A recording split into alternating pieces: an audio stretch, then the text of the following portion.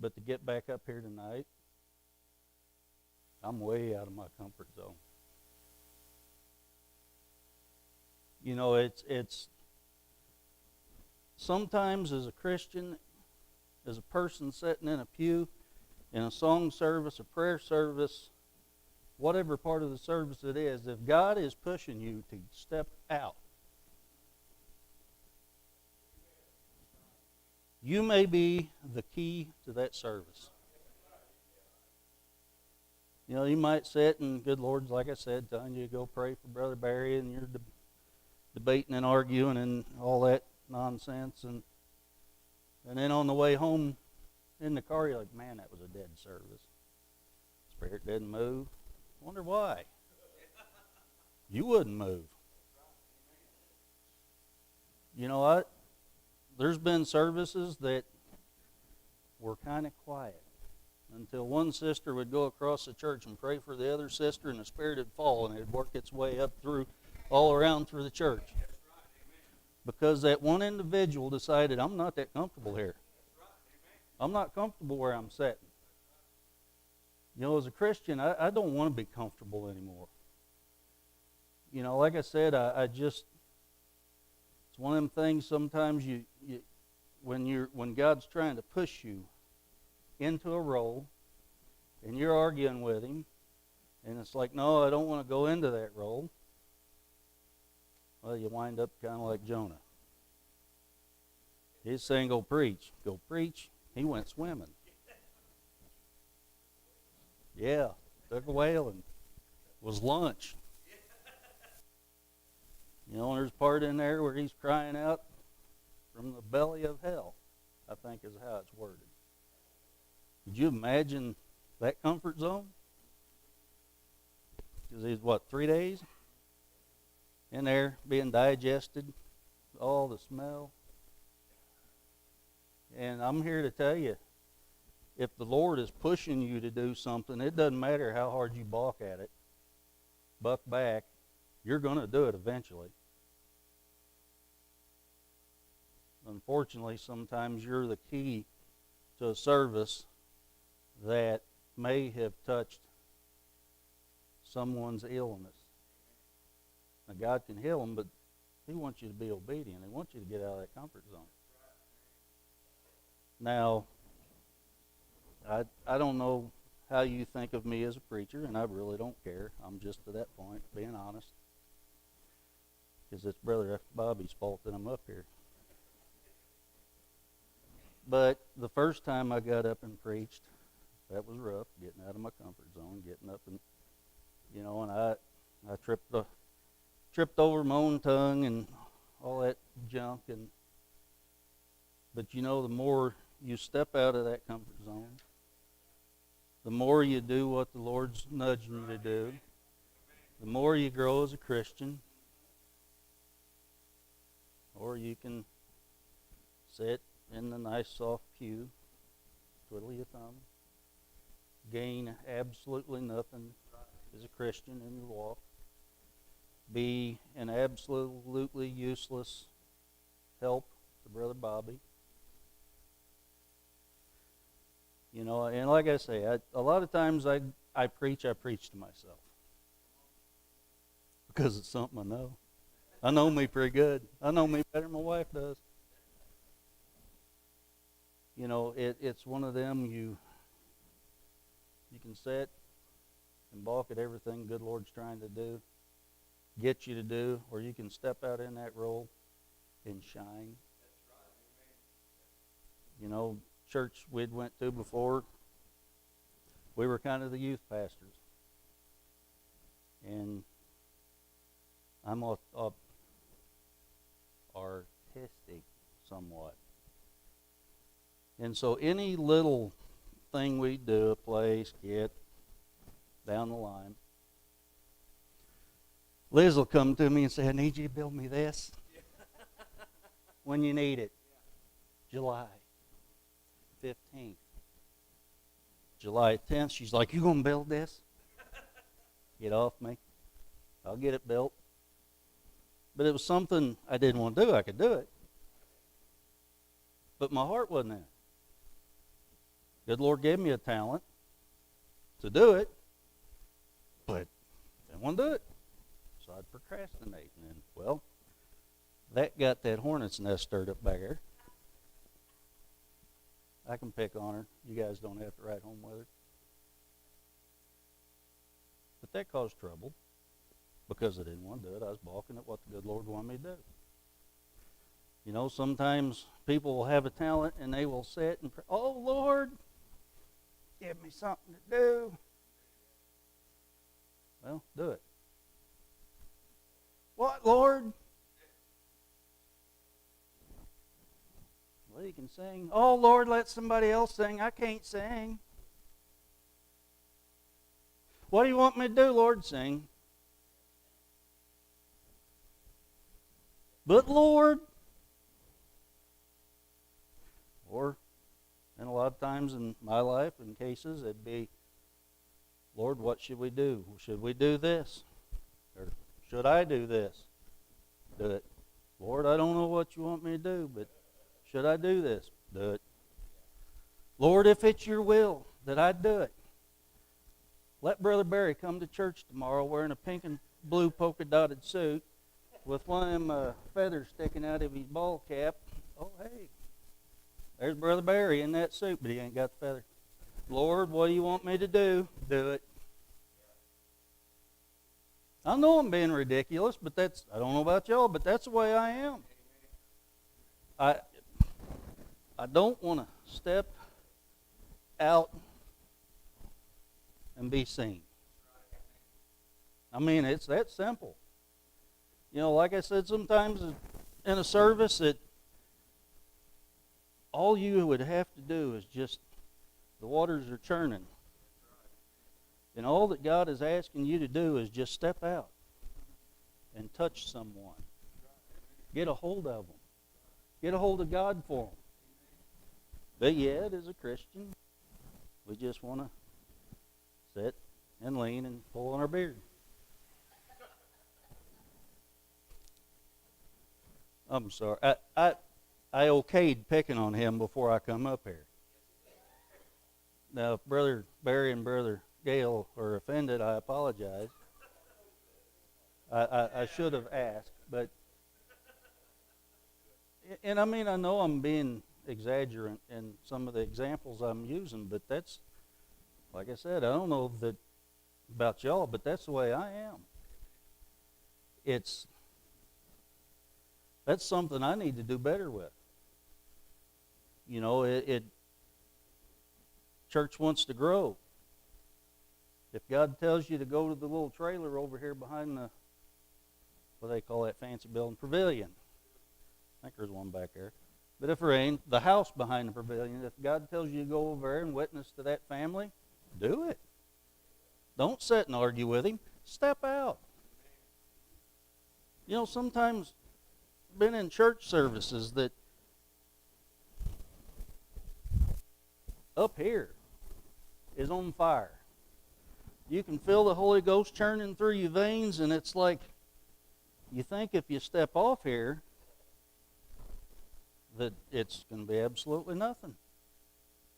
Because people are sitting picking their nails or playing on their phone and there's things that I have seen that to me makes no sense. I have no clue why God showed me. We were in a church service one night, and I was leading the service, and they'd played a song, and I stepped up to the pulpit, and the Lord said, be still. So I stood staring like this at the pulpit. But when I looked up, it was a vaulted ceiling like this in that church, and there were 6 angels. And let me tell you, people, they ain't some winged naked little baby. Or what God showed me wasn't no little Cupid-looking thing. They were bent up against that ceiling in that church in such a beautiful, radiant, blue light coming off of them. I didn't know whether to shout or run through the back of the building. And it was one of them standing and looking. It was a service like that where the Lord had probably told someone in there to do something. But looking out over the congregation, there was just little dull spots where they were sitting. But I said, oh, if you could see what I can see, you wouldn't be sitting. Probably one of the best services I've been in, but I have no clue why God showed me that. And I often wondered if I hadn't have done what I was told, be still, if I would have seen it. Sometimes it's just the little simple thing in a church service that can get someone healed, get someone saved, set people off to shouting.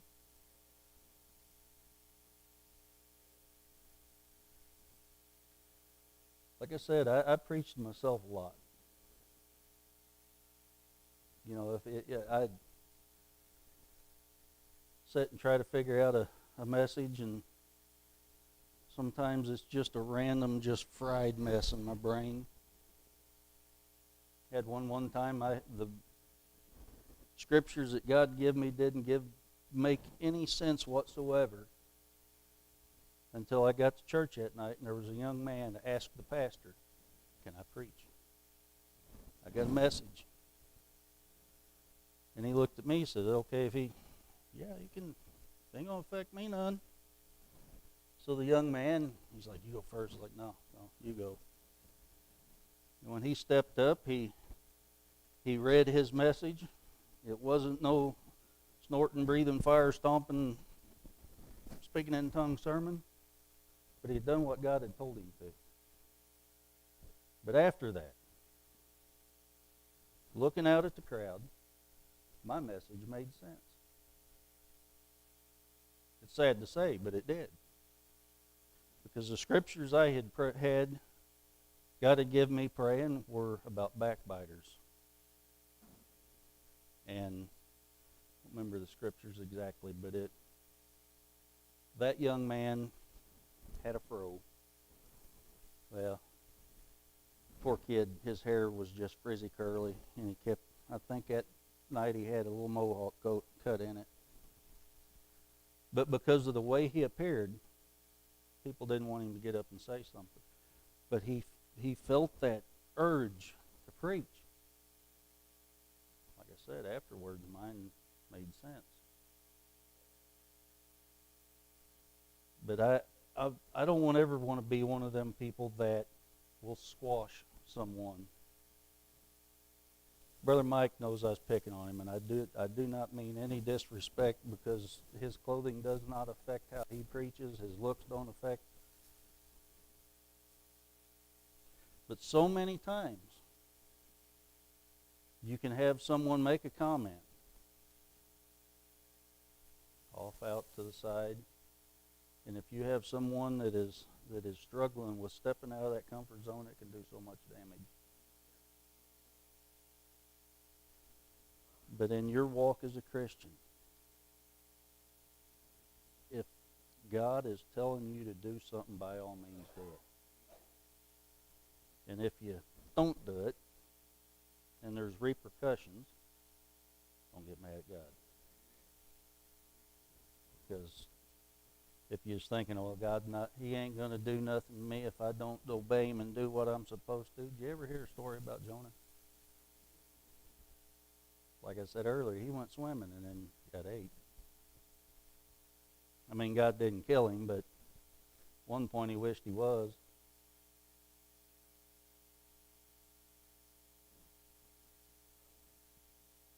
I guess I'll turn it back over to Brother Bob.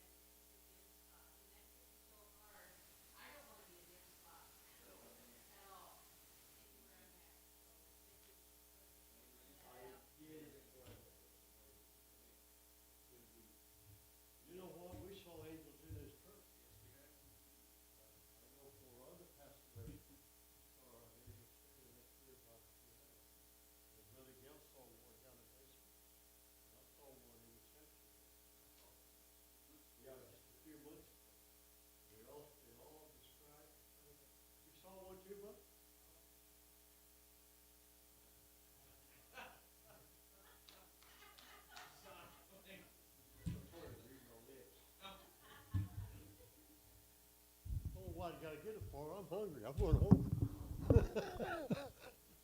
My daughter just texted me and told me she got me some leftovers. I'm going. Brother Gail, got some announcements. Is it next Sunday, Valentine's Day? Oh, this Wednesday? Oh, that makes sense. Because Thursday, everything be half price, boys. And the flowers be half price. Hey, baby, you want some roses Thursday? Gail, Brother Gail, if Eddie comes to the pantry, will you give me a call? I'm going to have to pay half price. Seriously now, we want to pray for our missionaries. They'll be leaving Friday, isn't it, Loretta, Donnie? Leave out Friday to go to Springfield and fly out to go Honduras on Saturday. So hold our missionaries up. I'm so proud. Brother Kenny is up here, and I mean he's doing a great job, but I got to thinking, wouldn't him and Sister Liz look good on the mission trip? Sister Liz, you ever been on a mission trip? You want to go? Oh, I think no. We'll get hold of old Raj. Everyone no. He is looking for missionaries. You're with him. I think we got 8 out of our church this year, and it's not over with. He had a mission meeting in St. Louis, and he said there'd probably be at least 3 mission trips a year as things straighten out. Is there any Sister Jenna be teaching Wednesday night? Is it Psalms 50? Psalms 51? I knew that. What is it? Oh, carnal love versus godly love. 1 Corinthians. So come Wednesday night and listen to some good teaching. And how many's ready to go home? Prayer meeting tomorrow night. Yes. Brother Harold,